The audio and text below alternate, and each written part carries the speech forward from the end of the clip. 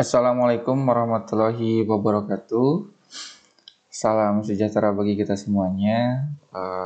Kita masuk ke materi selanjutnya, masih dalam mata kuliah Teknologi Informasi Pemerintahan. Nah, untuk pertemuan hari ini kita akan belajar berkaitan dengan literasi media informasi. Nah, hal ini merupakan bagian daripada bab ya di pertemuan kelima ya untuk mata kuliah Teknologi Informasi Pemerintahan ini. Yang pertama, literasi media informasi ini bertujuan untuk bagaimana pemanfaatan daripada media informasi bagi rekan-rekan mahasiswa untuk ke hal-hal yang lebih positif lagi. Nah, yang pertama kita akan mengetahui seperti apa dan bagaimana definisi daripada literasi media informasi. Kemudian yang kedua, kenapa sih literasi media informasi itu penting? Nah, yang pertama kita akan membahas berkaitan dengan pengertian daripada literasi media informasi. Yang pertama adalah literasi media. Literasi media merupakan sebuah perspektif yang digunakan secara aktif kepada individu untuk mengakses media dengan tujuan untuk memaknai pesan yang disampaikan oleh media. Artinya pada saat ini kita telah belajar berkaitan dengan beberapa hal pemanfaatan media ya, tentunya tanpa disadari, tanpa dipungkiri kita sudah hampir ketergantungan dengan namanya media informasi dikarenakan karena adanya perkembangan internet itu sendiri. Ya, kita mungkin tiap hari searching, kemudian kita browsing di salah satu platform, kemudian yang kedua bahkan kita sering menggunakan media sosial untuk scrolling, dan itu adalah merupakan bentuk ya kegiatan ketika kita menggunakan beberapa media informasi. Nah, namun sebagai mahasiswa kita tentunya harus skeptis dan tidak asal baca dalam artian tanda kutip, kemudian yang kedua tidak asal share, bahkan tidak asal bagaimana kita mengomentari terhadap sesuatu hal. Artinya diperlukan kompetensi literasi untuk memaknai pesan apa yang disampaikan oleh media itu, apakah pesannya itu berupa pesan yang baik atau misalkan pesan yang buruk. Namun pada kenyataannya ternyata ada paradigmatik yang keliru ya berkaitan dengan bad news is good news dan bahkan sebaliknya. Tetapi seharusnya good news is good news ya. Berkaitan hal tersebut artinya sesuatu informasi yang baik tentunya harus berdampak kepada hal yang baik juga, dan itu tentunya yang harus kita pikirkan sebagai mahasiswa ilmu pemerintahan. Artinya bagaimana diseminasi informasi ini bisa sampai kepada masyarakat sesuai dengan kapabilitas dan juga kompetensi daripada masyarakat itu sendiri, bahkan bagaimana informasi tersebut dapat bermanfaat bagi masyarakat. Artinya segala bentuk macam informasi yang diperlukan oleh masyarakat harus bisa di open access ya, dikarenakan kita tahu, kita memahami bahwasanya informasi ini sangatlah penting dan informasi dibentuk ketika adanya proses pengolahan data itu sendiri, sehingga informasi tersebut bisa dikatakan sebagai valid ataupun reliable dan dapat dipertanggungjawabkan kebenarannya. Nah, saya ambil dari Potter 2005 dari halaman 34 ya, berkaitan dengan literasi media. Selanjutnya, literasi media merupakan kemampuan atau keahlian yang dimiliki oleh seseorang untuk dapat menganalisis terpaan pesan-pesan dari media sehingga media dapat dimanfaatkan untuk memenuhi kebutuhan komunikasi antara manusia dengan benar dan juga optimal. Nah, artinya literasi media ini adalah bagaimana daya nalar daripada kita seorang individu untuk memaknai suatu pesan yang terkandung di dalam media informasi itu sendiri. Dan tentunya kita tidak lepas dari namanya smartphone, kita tidak lepas dari namanya berita atau news, kita juga tidak lepas daripada beberapa gempuran artikel ya, yang bersifat informatif tentunya dan juga konstruktif. Nah, namun kita harus bisa selektif ya, bagaimana kita memilih dan memilah berkaitan dengan media informasi yang sesuai. Nah, jikalau informasi tersebut menyatakan bahwasanya ternyata hal tersebut adalah ada keraguan, berarti tingkat daripada kesahihan daripada informasi tersebut masih diragukan. Selanjutnya adalah kenapa sih literasi media itu penting? Yang pertama, seseorang dapat memahami, menganalisis, mengevaluasi, dan menghasilkan informasi dengan lebih baik. Artinya, ketika kita sudah memahami berkaitan dengan pesan yang ada di dalam suatu media tersebut, tentunya hal tersebut kita bisa memaknai ya pengertian daripada ataupun pesan daripada apa yang ada dalam hal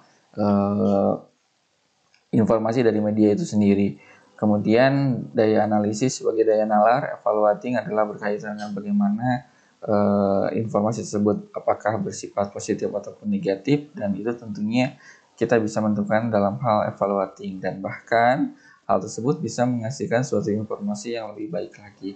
Artinya ketika ada informasi yang dalam artian berita bohong atau disinformasi bahkan saat ini, itu kita sebagai mahasiswa tentunya harus bisa menentukan pilihan apakah informasi tersebut berhak untuk di-share ataupun informasi tersebut adalah harus kita simpan dan kemudian kita luruskan yang berkaitan dengan kebenaran daripada informasi tersebut. Yang kedua adalah seseorang dapat membedakan antara informasi yang benar dan informasi yang tidak benar ataupun palsu. Kita mengenalnya adalah hoax, ya, di mana informasi tersebut belum jelas berkaitan dengan kebenarannya. Kemudian adalah yang ketiga, ternyata literasi media itu penting karena dapat membantu masyarakat dalam menghadapi berbagai tantangan dan risiko dalam era digital seperti penyebaran informasi hoax, cyberbullying, ya, bahkan cyberbullying ini ternyata banyak dilakukan oleh beberapa oknum di beberapa platform sosial media ataupun media sosial.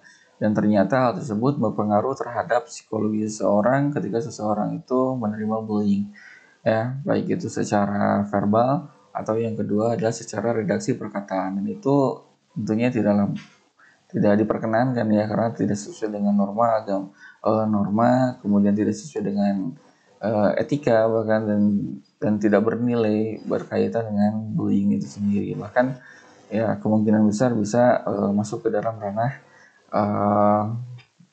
istilahnya ke ranah hukum yang memang hal tersebut bisa dilaporkan ya ketika undang-undang ITE ini sudah berlaku tentunya. Nanti kita akan bahas berkaitan dengan alasan-alasan yuridis berkaitan dengan bagaimana literasi media itu sangatlah penting. Kemudian yang selanjutnya ketiga adalah berkaitan dengan penelitian online ya, dan ini banyak sekali ya berkaitan dengan crowdfunding yang memang dilakukan oleh beberapa oknum juga ya, di mana masyarakat banyak tertipu terhadap hal tersebut ya. Misalkan ada beberapa aplikasi yang sifat scam nantinya. Artinya ketika uangnya sudah masuk dari beberapa pelanggan ataupun pengguna, maka si aplikasi itu tutup gitu kan ya, secara permanen, dan ternyata ya uang daripada masyarakat itu tidak bisa dikembalikan. Selanjutnya adalah ini kita akan membahas berkaitan dengan alasan yuridis tentang literasi media informasi yang tentunya yang berlaku di Indonesia itu sendiri. Ya, yang pertama adalah Undang-Undang Nomor 40 Tahun 1949 tentang pers tentunya. Salah satunya adalah di pasal 17 ayat 1 yang menyatakan bahwasanya masyarakat dapat melakukan kegiatan untuk mengembangkan kemerdekaan pers dan menjamin hak memperoleh informasi yang diperlukan. Artinya civil society ataupun masyarakat itu sendiri berhak untuk mendapatkan informasi yang diperlukan. Artinya ini adalah berkaitan dengan kebebasan pers, di mana pers dapat membantu mengkonstruksi daripada segi kompetensi pengetahuan daripada masyarakat itu sendiri melalui informasi yang bersifat positif. Dan ini tentang undang-undang pers. Nah, kalau misalkan dilihat ya, di Undang-Undang Nomor 40 ini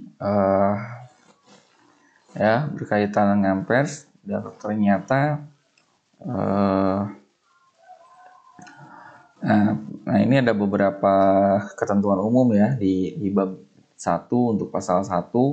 Yang pertama adalah pers merupakan lembaga sosial dan wahana komunikasi massa yang melaksanakan kegiatan jurnalistik meliputi ya mencari, memperoleh, memiliki, menyimpan, mengolah dan menyampaikan informasi baik dalam bentuk tulisan, suara, gambar, suara dan gambar serta data dan grafik maupun dalam bentuk lainnya dengan menggunakan media cetak, media elektronik dan segala jenis saluran yang tersedia.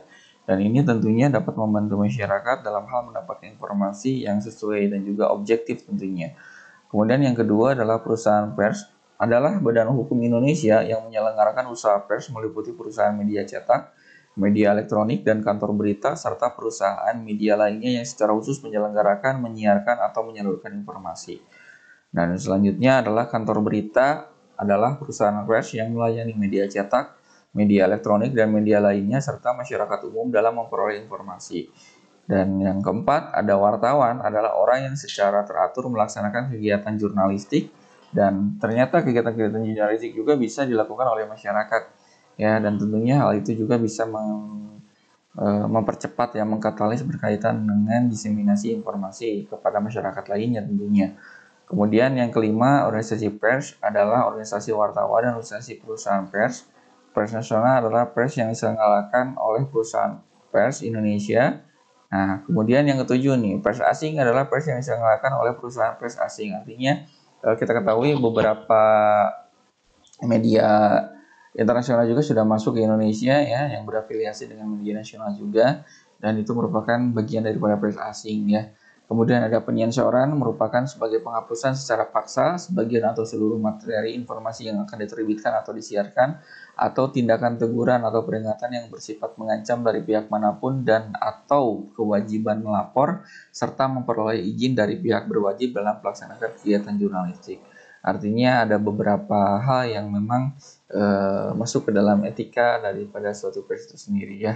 Di sini juga banyak nih teman-teman mahasiswa berkaitan dengan kode etik jurnalistik ya sebagai himpunan etika profesi kewartawanan, kewajiban koreksi, hak jawab, hak tolak, bahkan berkaitan dengan pelarangan penyiaran. Dan ini adalah merupakan bagian ya daripada Undang-Undang Republik Indonesia Nomor 40 Tahun 1999 tentang pers. Nah, selanjutnya ada juga yang peraturan pemerintah nomor 82 tahun 2012 tentang penyelenggaraan sistem dan transaksi elektronik. Ya, di pasal 11 ayat 1 menyatakan bahwasanya sistem elektronik adalah serangkaian perangkat dan prosedur elektronik yang berfungsi mempersiapkan, mengumpulkan, mengolah, menganalisis, menyimpan, menampilkan, mengumumkan, mengirimkan dan atau menyebarkan informasi elektronik. Dan ini tentunya merupakan bagian landasan yuridis dalam literasi media informasi. Ya, kita lihat di Peraturan Pemerintah Nomor 82 Tahun 2012. Ya, kita buka. Dan ternyata di peraturan ini tercantum berkaitan dengan beberapa pengertian juga ya di pasal 1 ya. Contohnya adalah di pasal 1 ayat 1 tentang sistem elektronik adalah serangkaian perangkat dan prosedur elektronik yang berfungsi mempersiapkan, ya, mengumpulkan, mengolah, tadi sudah dibahas. Kemudian yang kedua adalah transaksi elektronik adalah perbuatan hukum yang dilakukan dengan menggunakan komputer, jaringan komputer dan atau media elektronik lainnya. Dan di sini juga ada tentang informasi elektronik. Nah, ini sedikit kita akan bahas yang di pasal 1 ayat 6 tentang informasi elektronik. Nah, informasi elektronik adalah satu atau sekumpulan data elektronik termasuk tetapi tidak terbatas pada tulisan, suara, gambar, peta, rancangan, foto, elektronik data, interchange atau EDI, surat elektronik, electronic mail, atau kita mengenai surat elektronik, kemudian atau email. Kemudian telegram, telex, telekopi atau sejenisnya, huruf, tanda, angka, kode, akses, simbol atau perforasi yang telah diolah yang memiliki arti atau dapat dipahami oleh orang yang mampu memahaminya, dan itu adalah merupakan bagian elektronik ya. Misalkan ketika kita mengirimkan ya suatu email gitu kan ya dalam bentuk tulisan, gambar, kemudian suara dan seterusnya, dan itu merupakan bagian daripada informasi elektronik yang diterima tentunya oleh pihak lain gitu kan ya. Dan kita juga sering menyimpan dokumen-dokumen elektronik ya, dan ya dokumen elektronik merupakan setiap informasi elektronik yang dibuat yang diteruskan, dikirimkan, diterima atau disimpan dalam bentuk analog, digital, elektromagnetik, optika, dan atau sejenisnya. Bahkan kalau sekarang ya kita tidak masuk ke dalam bentuk analog ya, penyimpanan kita sudah berbentuk cloud, penyimpanan yang bersifat cloud, dan tentunya itu juga masuk ke dalam dokumen elektronik. Ketika kita menyimpan foto, kita menyimpan dokumen dalam bentuk dokumen PDF ataupun yang lainnya, ya itu adalah merupakan bagian daripada dokumen elektronik itu sendiri. Nah, kemudian kita masuk selanjutnya adalah media digital. Pemanfaatan media digital bagi masyarakat dan penyelenggaraan pelayanan publik.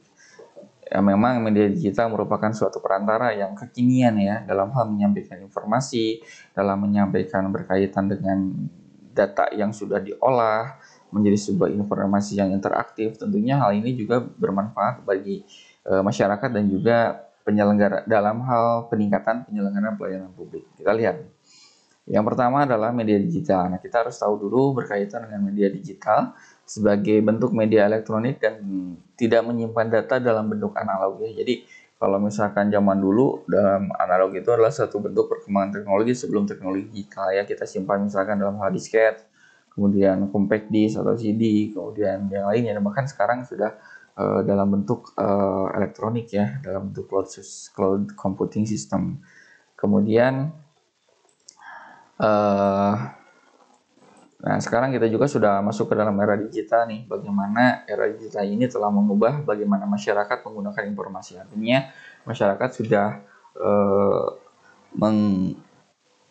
mulai memanfaatkan ya, informasi dari media digital tentunya untuk berbagai kebutuhannya, termasuk dalam berhubungan dengan orang lain di masyarakat, atau istilah kerennya adalah berkaitan dengan bagaimana interaksi sosial dalam bentuk komunikasi ya yang melalui platform media komunikasi itu sendiri ya. Banyaklah beberapa platform yang menyediakan untuk fasilitas tersebut ya. Ada beberapa platform, misalkan ada WhatsApp, kemudian ada media sosial yang lain seperti Facebook, Instagram gitu kan ya, dan sebagainya.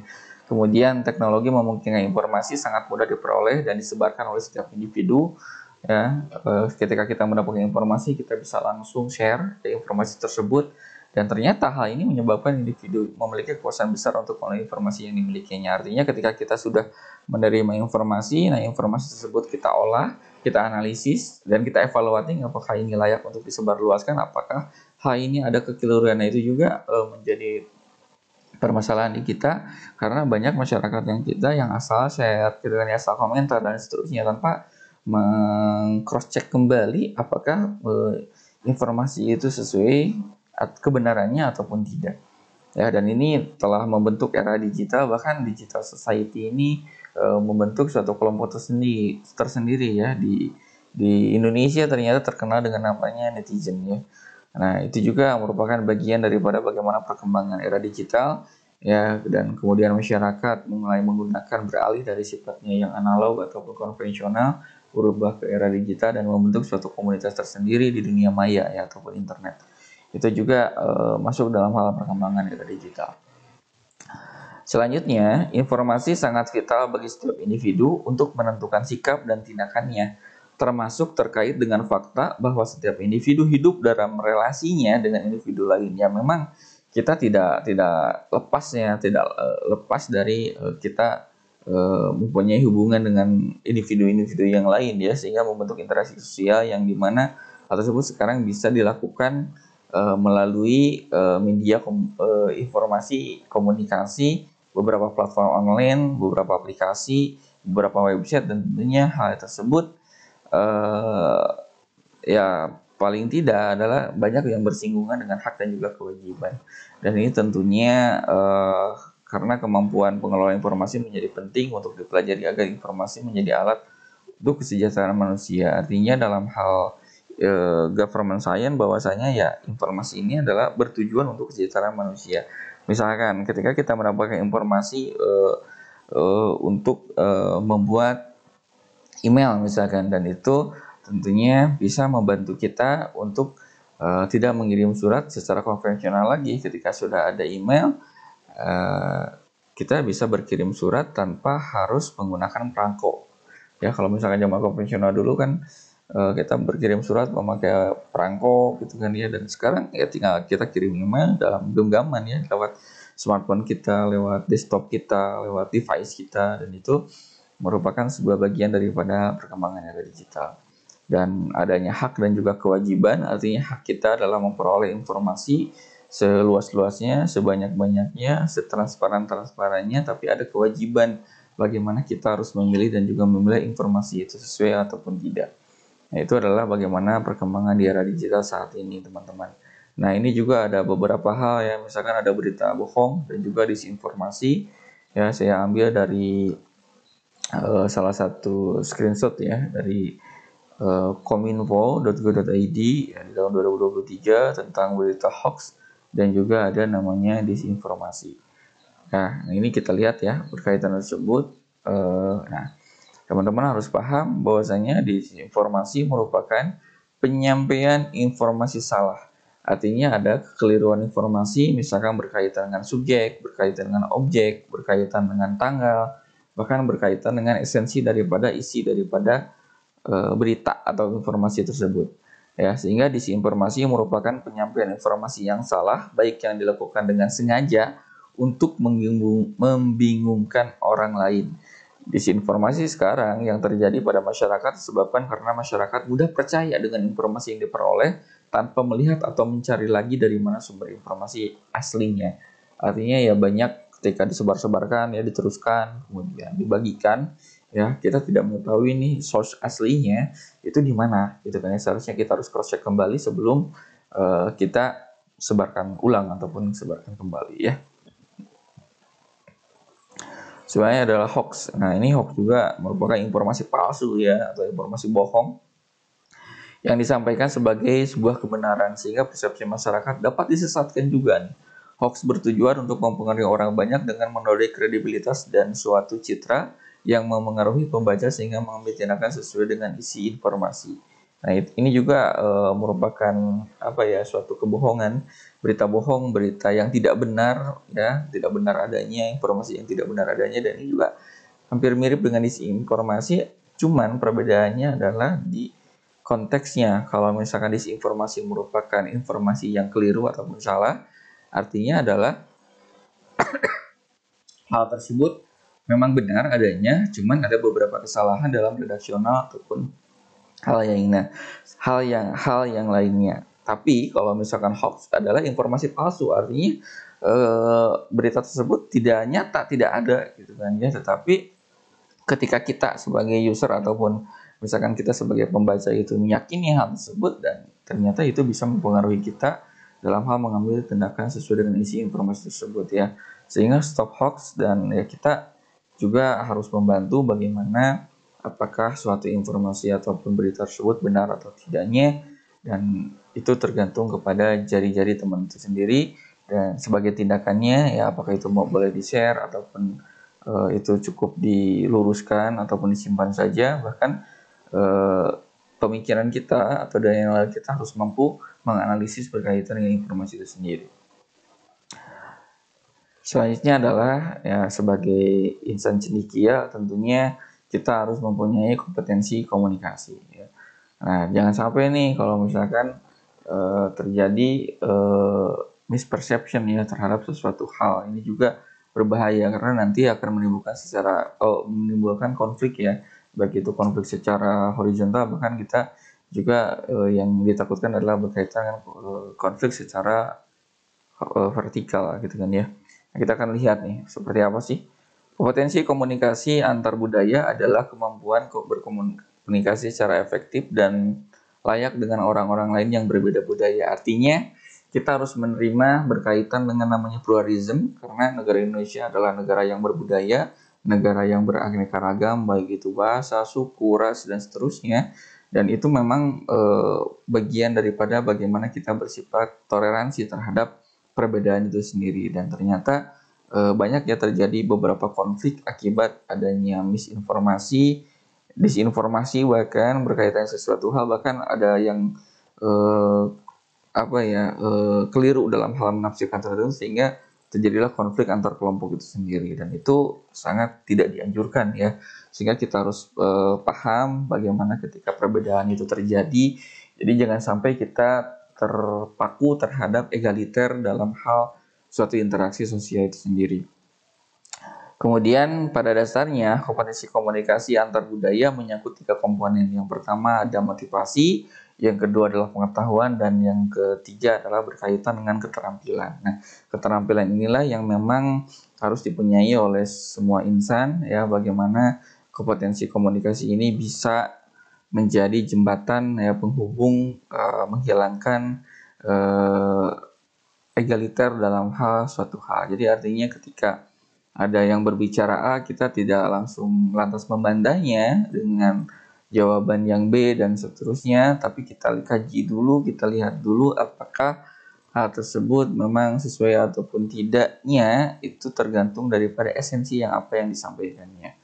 Gitu ya, kita juga adalah umat yang beragama yang memang menjunjung tinggi daripada nilai-nilai persatuan ya.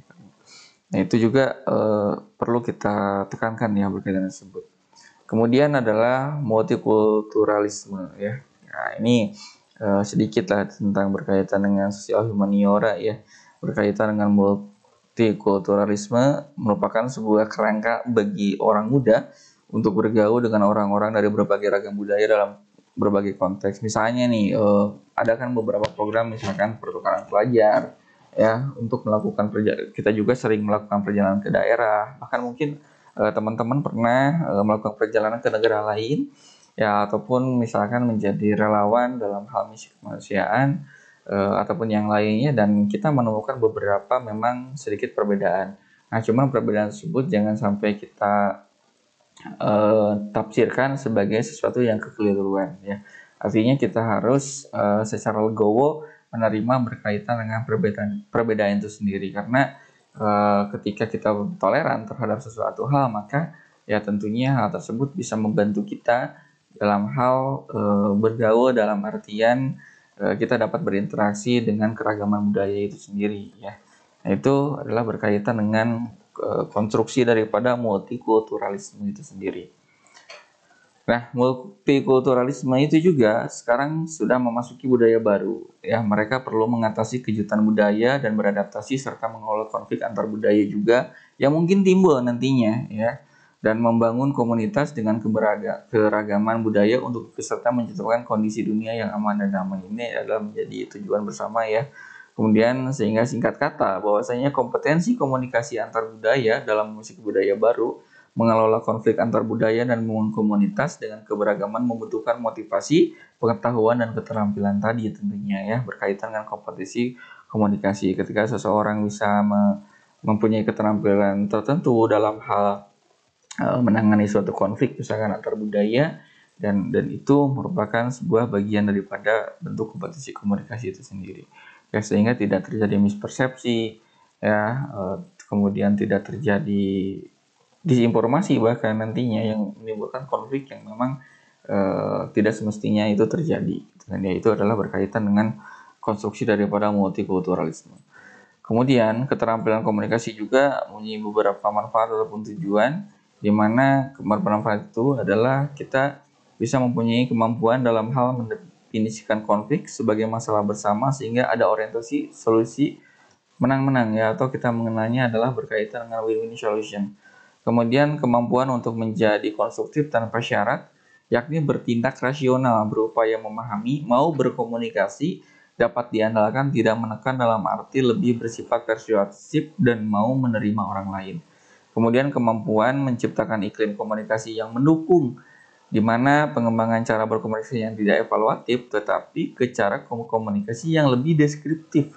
Ya, artinya kita harus menghindari cara komunikasi yang tidak evaluatif, tapi kita harus mencoba ke teknik berkomunikasi yang lebih deskriptif. Kemudian kemampuan menggunakan pesan yang konfirmatif, artinya ketika pesan yang akan disampaikan atau pesan yang diterima tersebut sesuai ataupun tidak, ya kita harus cross check kembali ya, dan bersifat konfirmatif tersebut. Kemudian menyusun pesan yang pada intinya mau menghargai dan mendukung pihak lain, itu juga bagian daripada keterampilan komunikasi. Contohnya adalah mengelola kemarahan, yakni di mana kemampuan untuk melangkah mundur dari situasi agar kemarahan tidak menuntun kita dalam penyelesaian konflik. Artinya ya mungkin karena emosional dan lain sebagainya terhadap sesuatu hal, dan itu menyebabkan konflik tentunya antar individu dengan individu, individu dengan kelompok, ya, kemudian kelompok dengan individu, kelompok dengan kelompok, dan lain, dan hal itu tentunya bisa merugikan ke kedua belah pihak tentunya ya. Ini keterampilan komunikasi berkaitan dengan kebermanfaatan keterampilan komunikasi itu sendiri. Selanjutnya nih, karena kita banyak yang menggunakan platform media sosial, ada beberapa tips nih penggunaan media sosial untuk membangun kompetensi komunikasi antar budaya berbasis multikulturalisme. Yang pertama nih, jangan sampai kita gunakan media sosial untuk menyebarkan pesan yang bersifat membentuk pengetahuan negatif, dan ya yang hal ini bisa memicu konflik ya tentunya tentang kelompok budaya tertentu atau bersifat stereotip ya, menebarkan kebencian ya atau ujaran kebencian itu juga tidak boleh terhadap kelompok budaya tertentu. Kemudian melakukan praktek-praktek rasisme ya, kita menghina antar satu ras atau dengan ras yang lainnya, itu juga nggak boleh. Melakukan penilaian atas kelompok budaya lain dengan kacamata budaya sendiri ya. Jadi kita tidak boleh juga menjustifikasi bahwasanya budaya ini, mohon maaf, misalkan budaya ini kurang sesuai ini berkaitan dengan apa yang menjadi budaya kita. Ya kita jangan sampai mendiferensiasi atau membandingkan tersebut, karena ya memang kita harus menerima berkaitan dengan keberagaman itu sendiri ya, dengan alasan berkaitan dengan toleransi. Kemudian tips penggunaan media sosial yang kedua adalah di mana sebaliknya kita harus gunakan media sosial untuk yang pertama ya, mengenal seseorang dari kelompok budaya tertentu guna menghindari stereotip. Artinya kita bisa berinteraksi dengan suku lain, ras yang lain, dan bagaimana kita mempelajari budaya mereka sehingga kita timbul adanya rasa toleransi gitu kan ya, antar budaya, antar beragama ya, berkaitan dengan hal-hal yang sifatnya vital ataupun esensial untuk menghindarkan kita dari namanya konflik. Kemudian mengenal budaya kelompok lain untuk memperkaya wawasan dan perspektif yang bermanfaat untuk mengembangkan ide-ide kreatif. Itu juga bisa teman-teman lakukan. Kemudian mengunggah foto-foto tentang keberagaman budaya nih, sehingga dapat menumbuhkan rasa cinta terhadap tanah air dan bangga terhadap bangsa Indonesia yang berbineka. Dan ini sudah menjadi bagian daripada seharusnya sudah menjadi melekat ya dalam hal kehidupan kita ya, berkaitan dengan bagaimana kecintaan kita terhadap negara dan juga bangsa ini, dan kita juga bangga terhadap bangsa Indonesia yang beraneka ragam ya atau berbineka ya. Kemudian itu saja teman-teman sekalian berkaitan dengan literasi media ya, informasi itu saja yang bisa saya sampaikan. Mohon maaf apabila ada kesalahan. Wabillahi taufiq wal hidayah. Wassalamualaikum warahmatullahi wabarakatuh.